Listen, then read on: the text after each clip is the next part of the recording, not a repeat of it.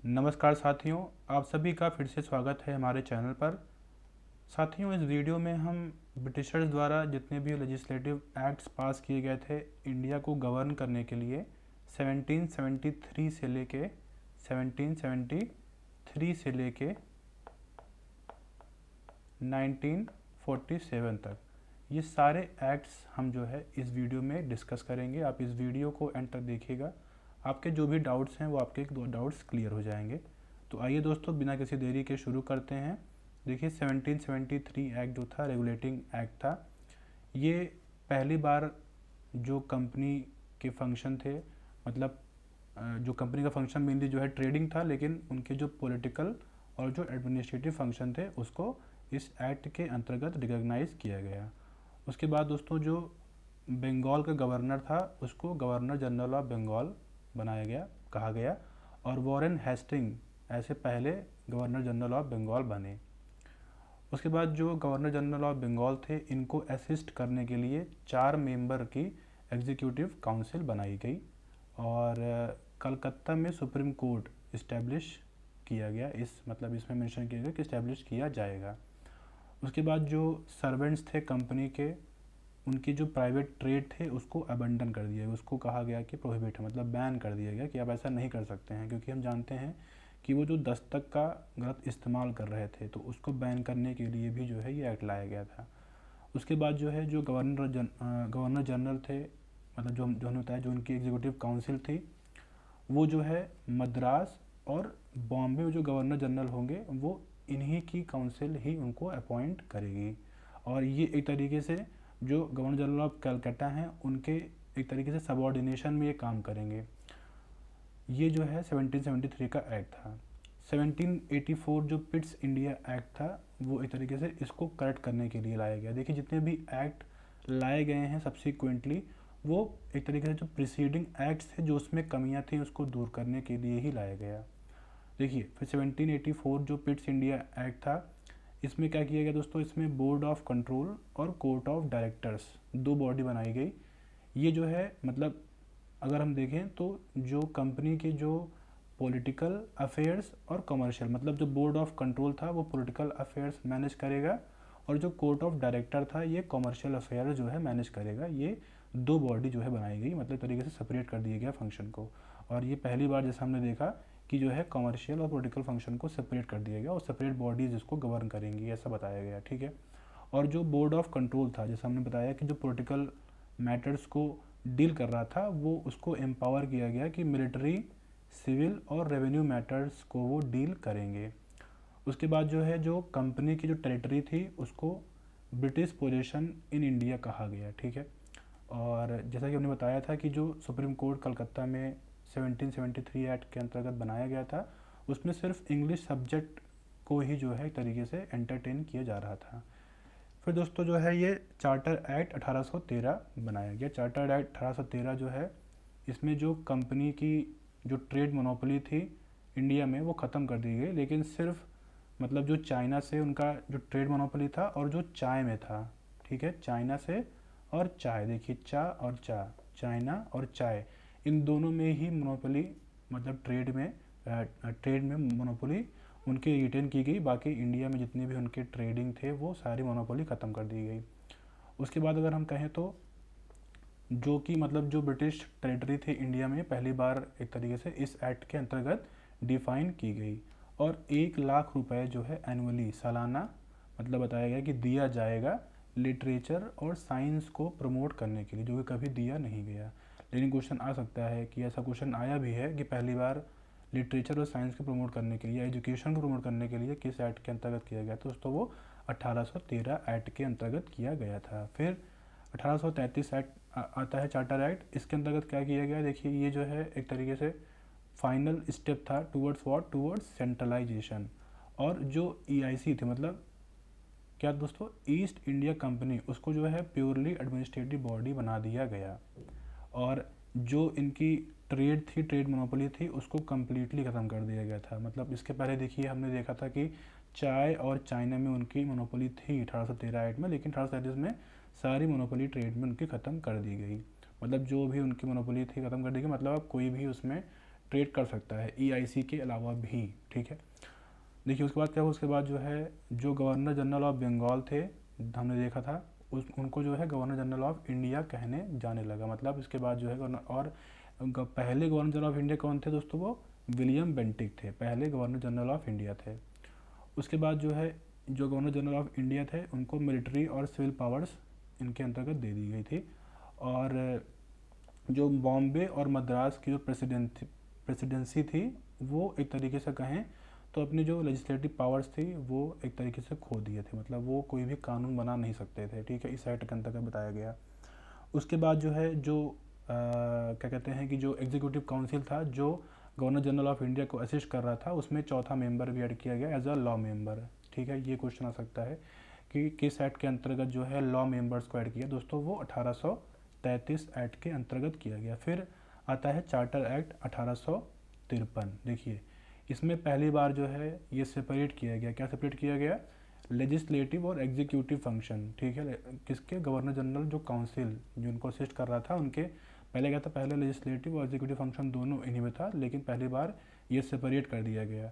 उसके बाद जो है 6 मेंबर जो है लेजिस्लेटिव काउंसिल, मतलब एक क्या कहते हैं लेजिस्लेटिव काउंसिल बनाई गई जिसमें 6 मेंबर थे, और इन 6 मेंबर में 4 मेंबर जो थे, मतलब 4 मेंबर वो अपॉइंट किए जा रहे थे, कहाँ से, मद्रास, बॉम्बे, बंगाल और आगरा की जो वहाँ पे जो गवर्नमेंट थी वहाँ से इनको इन लेजिस्लेटिव काउंसिल में 4 मेंबर यहाँ से अपॉइंट किए जाते हैं, इस एक्ट में ये मेंशन किया गया। और पहली बार जो सिविल सर्विसेज एग्ज़ाम था जिसकी आप और हम तैयारी कर रहे हैं, इसमें जो है दोस्तों एक तरीके से इंडियंस के लिए उसको ओपन कर दिया गया, और ये ओपन कंपटीशन, मतलब जो कंपटीशन ओपनली सब उसमें पार्टिसिपेट कर सकते हैं। पहले सिर्फ ये जो है ब्रिटिशर्स के लिए रिजर्व था, लेकिन बात मतलब इस एक्ट के अंतर्गत इंडियंस को भी अलाउ कर दिया गया, लेकिन उसमें बहुत सारे कंडीशन लगा दिए गए थे कि बहुत उसमें कम एज थी और उसमें लैटिन लैंग्वेज भी सीखना पड़ता था, तो जिससे काफ़ी कम इंडियंस ही उसमें पार्टिसिपेट कर पाए थे। फिर और ये पहली बार जो है ये जो एक्ट था ये इसमें लोकल रिप्रेजेंटेशन जो है इसमें इंडियन सेंट्रल लेजिस्लेटिव काउंसिल में इंट्रोड्यूस किया गया था। उसके बाद जो है 1858 का एक्ट आया जो कि काफ़ी रिमार्केबल और लैंडमार्क ये एक्ट था, और इसको गवर्नमेंट ऑफ इंडिया एक्ट कहा गया। इसमें जो है ईस्ट इंडिया कंपनी को एबोलिश कर दिया गया, ख़त्म कर दिया गया, और इनकी जितनी भी पावर्स थी वो गवर्नमेंट, मतलब जो भी इनकी टेरिटरीज थी, जो रेवेन्यू थी वो ब्रिटिश क्राउन को दिया गया, मतलब जो ब्रिटिश क्राउन था उनको इसको हस्तांतरित कर दिया गया। जो ईस्ट इंडिया कंपनी की जितनी भी उनके पास रेवेन्यू और क्या कहते हैं टेरिटरीज जो भी कुछ थी, ठीक है। क्यों किया गया, उससे कारण हम जानते हैं कि 1857 में जो क्रांति हुई थी उससे काफ़ी ज़्यादा कमियां निकल के आई थी, मतलब जो कंपनी थी, तो एक तरीके से उनकी इनएफिशिएंसी शो कर रहा था, तो इसके बाद इसीलिए जो ब्रिटिश क्राउन था उन्होंने सारी उनकी पावर्स ले ली थी। देखिए अगला क्या था, अगला क्या है दोस्तों, इसमें जो governor general of India designation बनाया गया था, ठीक है, वो जो है अब उसको वाइसरॉय ऑफ इंडिया कहा जाएगा, और लॉर्ड कैनिंग पहले वाइसरॉय ऑफ इंडिया थे। तो अगर पूछा जाएगा गवर्नर जनरल ऑफ बंगाल पहले कौन थे, तो कौन थे दोस्तों, यहाँ पर देखिए आपने देखा था, फिर से आप देख लीजिए, रिवाइज कर लीजिए। पहले गवर्नर जनरल ऑफ बंगाल अगर हम कहेंगे तो वॉरेन हेस्टिंग थे, और पहले गवर्नर जनरल ऑफ इंडिया कहेंगे दोस्तों वो कौन थे, विलियम बेंटिक थे, और पहले वाइसरॉय ऑफ इंडिया अगर हम कहेंगे तो लॉर्ड कैनिंग थे, ठीक। तो ये क्वेश्चन ऐसे वन लाइन क्वेश्चन कभी कभी ऐसे कुछ परीक्षाओं में पूछ लेते हैं। और देखिए इसमें एक और ऑफिस बनाया गया, सेक्रेटरी ऑफ स्टेट, ये बहुत ही इंपॉर्टेंट ऑफिस है। ये जो है जो ब्रिटिश कैबिनेट था उसका मेंबर था, सेक्रेटरी ऑफ स्टेट, ठीक है। और जो सेक्रेटरी ऑफ स्टेट था ये एक तरीके से जो ग्राउंड था उनको सारी इंफॉर्मेशन, मतलब ये इंडिया को एक तरीके से डायरेक्टली यही कंट्रोल करेंगे, यही गवर्न करेंगे इनके माध्यम से, जो क्राउन था इनके माध्यम से। और ये जो भी मतलब पावर्स थी कोर्ट ऑफ डायरेक्टर की, बोर्ड ऑफ कंट्रोल की, जिसकी हमने पहले बात की थी रेगुलेटिंग एक्ट में, वो सारी पावर जो है सेक्रेटरी ऑफ इंडिया को दे दी गई। उसके बाद 15 मेंबर की काउंसिल ऑफ इंडिया बनाई गई जो कि secretary of state of India को असिस्ट करता था, ठीक है। 15 मेंबर की काउंसिल ऑफ इंडिया बनाई गई, ठीक है। और जो दोस्तों ये काउंसिल ऑफ मतलब जो काउंसिल थी ये एक एडवाइजरी बॉडी थी, और जो इसके मतलब जो इसके चेयरमैन थे वो कौन थे, ऑब्वियस है वो सेक्रेटरी ऑफ स्टेट ही थे। फिर इसके बाद दूसरा एक्ट आता है 1861 इंडियन काउंसिल एक्ट। देखिए इसमें पहली बार जो है इंडियंस को लॉ मेकिंग प्रोसेस में एक तरीके से इंट्रोड्यूस किया गया, एक तरीके से उनको पार्टिसिपेट करने के लिए कहा गया। और जो वॉइसरॉय था, ठीक है, जो इनकी काउंसिल थी, ठीक है, जिसकी हमने पहले बात की थी, जिसको असिस्ट करते थे, इसमें जो है कुछ इंडियंस को as a non official member एक तरीके से इंट्रोड्यूस मतलब नॉमिनेट कर किया जाने लगा था। और ये पहला था जिसमें जो है डिसेंट्रलाइजेशन स्टार्ट किया गया था। और जैसा कि हमने पहले देखा था कि बॉम्बे और मद्रास की जो लेजिस्लेटिव पावर्स थी वो ले ली गई थी, लेकिन इस एक्ट के तहत उनको लौटा दी गई। और कुछ नए लेजिस्लेटिव काउंसिल बनाए गए, वो कहाँ कहाँ पे, बंगाल में और नॉर्थ वेस्ट फ्रंटियर प्रोविंस और पंजाब, ठीक है। तो ये 3 मतलब नए लेजिस्लेटिव काउंसिल बनाए गए थे। और जो वॉइस रॉय थे दोस्तों, ये जो है मतलब जो काउंसिल था उसके जो भी बिजनेस, जैसे आज हम देखते हैं लोकसभा में, राज्यसभा में जो भी उसके रूल्स और रेगुलेशन होते हैं वो स्पीकर बनाते हैं, उन्हीं के मतलब जो उनके मेंबर होते हैं उसके उनके हेल्प से उस समय जो है वॉइस रॉय जो है जो भी काउंसिल थी उसके मतलब जो भी नियम थे उसको वही बनाते थे, ठीक है। और इसी एक्ट के तहत अगर हम कहें दोस्तों तो पोर्टफोलियो सिस्टम भी इंट्रोड्यूस किया गया था, जो कि कैबिनेट गवर्नमेंट मतलब इंडिया में जो कैबिनेट गवर्नमेंट है उसको एक तरीके से उसकी आधारशिला रखी थी। मतलब जो मिनिस्टर हैं उनका कौन सा पोर्टफोलियो होगा, मतलब वो डिफेंस मिनिस्टर हैं, वो एक्सटर्नल अफेयर मिनिस्टर हैं, तो वो चीज़ जो है इसी एक्ट में इंट्रोड्यूस की गई थी पहली बार। और दोस्तों जो वॉइस रॉय थे इनको एम्पावर किया गया कि ये ऑर्डिनेंस को इशू कर सकते हैं, ठीक है, और मतलब इमरजेंसी सिचुएशन में। और जो ये ऑर्डिनेंस होगा ये 6 महीने के लिए वैलिड रहेगा। और जो ये फाइनल पासिंग होगी बिल की, मतलब जो ये वॉइस रॉय अगर अप्रूवल दे देता है, कोई भी बिल अगर पास हो रहा है, मतलब उसके बाद भी अगर हम कहें तो जो सेक्रेटरी ऑफ स्टेट जिसकी इस्टेब्लिशमेंट 1858 में किया गया था, जो कि डायरेक्टली क्राउन को रिपोर्ट कर रहा था, मतलब वो फिर भी जो है उसको डिसअलाउ कर सकता है। मतलब अगर हम देखें तो जो फाइनल पावर थी किसी भी बिल या किसी लॉ को पास करने के लिए वो सेक्रेटरी ऑफ स्टेट के अंदर ही थी, ठीक है, क्योंकि ये डायरेक्टली रिपोर्ट करते थे किसको, क्राउन को। उसके बाद अगला एक्ट आता है 1892 का इंडियन काउंसिल एक्ट। देखिए इसमें क्या किया गया, इसमें जो लेजिस्लेटिव इंडियन लेजिस्लेटिव काउंसिल थी उसको एनलार्ज कर दिया गया। और इसमें जो है अगर हम देखें तो यूनिवर्सिटीज़ के, डिस्ट्रिक्ट बोर्ड के, म्यूनिसिपैलिटी के, ज़मींदार के, ट्रेड बॉडीज़ के, इनके मेंबर्स को भी इसमें इंट्रोड्यूस किया गया प्रोविंशियल काउंसिल में। मतलब जो प्रोविंशियल काउंसिल थे उसमें जो है इनके मेंबर्स को भी इंट्रोड्यूस किया गया। मतलब अगर हम कहें तो पहली बार इलेक्शन टर्म तो यूज़ नहीं किया गया था, लेकिन इनडायरेक्ट इलेक्शन जो है इसमें एक्सेप्ट कर लिया गया था, ठीक है। और जो ये मतलब जो मेंबर्स थे इसमें लेजिस्लेचर में, ये मतलब जो फाइनेंशियल मतलब बजट में ये अपने व्यू को एक्सप्रेस कर सकते थे। ये हम देखें तो मेजर ये मेनली इसमें इशू था, ठीक है। अब देखिए इसमें अगला क्या है, Morley Minto reform. Morley Minto reform क्या था, 1999 का। इसमें ये बताया गया दोस्तों कि जो हमने देखा कि जो इम्पीरियल लेजिस्लेटिव काउंसिल था, इसमें जो जैसे हमने देखा कि बहुत सारे मेंबर्स को इसमें ऐड किया गया, और जैसे हमने देखा कि म्यूनिसिपल काउंसिल के, ज़मींदार्स के, ट्रेड बॉडीज़ के, लेकिन जो इसमें ऑफिशियल मेजॉरिटी थी उसको मेंटेन की गई। मतलब ऑफिशियल मेजॉरिटी मतलब जो पहले मेंबर्स थे ब्रिटिश के, उनकी मेजॉरिटी, मतलब कोई बिल पास होगा तो बिना उनकी मेजॉरिटी से कोई बिल पास नहीं होगा। तो ये चीज़ जो है उसमें पहले से मतलब मेंटेन की गई इस एक्ट के अंतर्गत। उसके बाद दोस्तों जो इसमें मेजर डेवलपमेंट हुआ 1909 एक्ट के अंतर्गत, इसमें ये कहा गया कि जो बजट है उसमें सप्लीमेंट्री क्वेश्चन पूछा जा सकता है, और कोई भी रेजोल्यूशन जो है मतलब पास किया जा सकता है बजट को लेके। मतलब कोई अपना सुझाव देना चाहे तो सुझाव दे सकते हैं, कोई रेजोल्यूशन पास कर सकते हैं, कोई चीज़ अगर उनको ऐड करना बजट में। और इंडियंस को मतलब जो वॉइस रॉय का एग्जीक्यूटिव काउंसिल था जो उनको असिस्ट करते थे, उसमें इंडियंस अलाउ नहीं थे। एज अ लॉ मेंबर पहली बार जो है सत्येंद्र नाथ सिन्हा पहले इंडियन मेंबर बने थे। मतलब वो मेंबर नहीं थे बल्कि वो लॉ मेंबर एज अ हुए थे। जैसा हमने देखा था कि लॉ मेंबर जो है एक ऐड किया गया था। उसके बाद जो है अगर हम बात करें दोस्तों तो 1909 का जो ये एक्ट था मॉर्ले मिंटो रिफॉर्म, ये कम्युनल रिप्रेजेंटेशन को इंडिया में इंट्रोड्यूस करता है, ठीक है।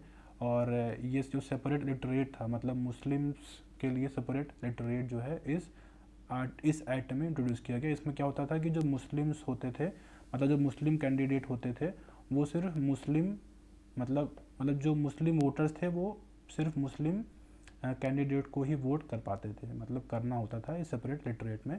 तो ये एक तरीके से जो है अगर हम कहें तो ये काफ़ी कम्युनल था, इसलिए इसको कम्युनल इलेक्टोरेट कहा जाता था। और जो मिंटो थे, लॉर्ड मिंटो थे, वो उनको कहा जाता था फादर ऑफ कम्युनल इलिटरेट, ठीक है। 1919 का एक्ट आता है मॉन्टेगू चेम्सफोर्ड रिफॉर्म, ठीक है, मॉन्टफोर्ड रिफॉर्म भी जिसको कहते हैं। इसमें जो है क्या किया गया, इसमें जो है अगर हम बात करें दोस्तों, तो जो डायरची को इंट्रोड्यूस किया, डायरची क्या होता था, मतलब प्रोविंसेस में, मतलब जो प्रोविंसेस थे उसमें डायरची इंट्रोड्यूस किया गया। इसमें जो प्रोविंशियल सब्जेक्ट थे उनको डिवाइड किया गया ट्रांसफर्ड और रिजर्व्ड सब्जेक्ट, ठीक है। ट्रांसफर सब्जेक्ट क्या थे दोस्तों, ट्रांसफर सब्जेक्ट जो है जो गवर्नर होता था प्रोविंस का, उनको मतलब एक तरीके से, और जो मिनिस्टर्स थे उनके एड एंड एडवाइस से जो है उसको, जो भी उसमें सब्जेक्ट होते थे उनको उसमें लॉ बनाया जाता था, ठीक है, उनके एड और एडवाइस से। और जो रिजर्व सब्जेक्ट थे वो गवर्नर, मतलब गवर्नर जो है एडमिनिस्टर करता था, और मतलब जो उनकी एग्जीक्यूटिव काउंसिल थी, और उसमें जो है अगर हम बात करें तो जो मिनिस्टर्स थे वो मतलब वो उनके एडवाइस उसमें ज़रूरत नहीं थी, मतलब वो गवर्नर अपने विम्स और फैंसी पे लॉ बनाते थे, मतलब वो अपने लिए उसको रिजर्व रखे थे। बहुत ही इंपॉर्टेंट मैटर्स थे, बहुत इंपॉर्टेंट सब्जेक्ट थे। उसके बाद दोस्तों सेंट्रल लेजिस्लेटिव असेंबली में बाई कैमरलिज्म को इंट्रोड्यूस किया गया था, और पहली बार जो है जो प्रोविंस का और सेंट्रल का बजट था उसको सेपरेट किया गया था। और हाई कमिश्नर एक मतलब एक बॉडी अपॉइंट की गई थी, मतलब इंडिया में हाई कमिश्नर जो है बॉडी अपॉइंट की गई थी इंडिया में, जो कि जो है अगर हम बात करें who was to hold his office in London for 6 year, मतलब 6 साल के लिए तरीके से ये ऑफिस होल्ड करेगा इंडियन, जो मतलब जो हाई कमिश्नर था। और जो सेक्रेटरी ऑफ स्टेट थे पहले जो है इंडिया का जो इंडियन एक्सचेकर था, मतलब इंडिया से ही उनको सैलरी वगैरह मिलती थी, लेकिन इस एक्ट के बाद जो है उनको ब्रिटिश द्वारा जो है ये सैलरी वगैरह पे की जाएगी, इसमें इस एक्ट में बताया गया। और पहली बार जो है इसमें डायरेक्ट इलेक्शन को इंट्रोड्यूस किया गया, और जो लिमिटेड फ्रेंचाइज मतलब कुछ लोगों को प्रॉपर्टी टैक्स और एजुकेशन के बेसिस पे वोटिंग का राइट दिया गया इसी एक्ट के अंतर्गत। उसके बाद जो है जो 6 मेंबर थे एग्जीक्यूटिव काउंसिल में, उसमें 3 जो है इंडियंस हो सकते थे, ऐसा इसमें बताया गया। उसके बाद 1935 का एक्ट आता है गवर्नमेंट ऑफ इंडिया एक्ट। इसमें ऑल इंडिया फेडरेशन की बात की गई, जिसमें प्रोविंसेस और प्रिंसली स्टेट्स दो में डिवाइड किया गया। और जो सब्जेक्ट्स थे, जो लिस्ट बनाई गई, मतलब जो जिसपे मतलब कौन सेंटर, कौन प्रोविंसेस और कौन दोनों जो है लॉ बना सकते हैं, वो फेडरल, प्रोविंसेस और कंकरेंट लिस्ट बनाई गई। फेडरेशन जो है ये कभी भी जो है एग्जिस्ट नहीं है, मतलब कभी भी एग्जिस्टेंस में नहीं है। क्यों? क्योंकि जो है जो प्रिंसली स्टेट थे उन्होंने डिनाई कर दिया कि हम इसमें पार्टिसिपेट नहीं करेंगे। और प्रोविंसेस में डायरची को एबोलिश कर दिया गया था। प्रोविंसेस को एक तरीके से कहें तो ऑटोनॉमी दे दी गई थी कि वो किसी भी अपने जो मतलब सब्जेक्ट हैं उसमें वो लॉ बना सकते हैं। उसके बाद जो है डायरची को स्टेट मतलब कि जैसा हमने देखा कि प्रोविंसेस में उसको अबॉलिश कर दिया गया था, उसके बाद उसको सेंटर में इम्प्लीमेंट कर दिया गया, ठीक है। लेकिन फिर भी जैसा हमने देखा कि कभी वो इफेक्ट में नहीं आ पाया था। और इसमें ये भी बताया गया कि कोई भी अगर इशू पे अगर कोई किसी भी इशू पे डेडलॉक होता है तो उसके लिए ज्वाइंट सिटिंग का भी प्रोविज़न किया गया था हाउस में।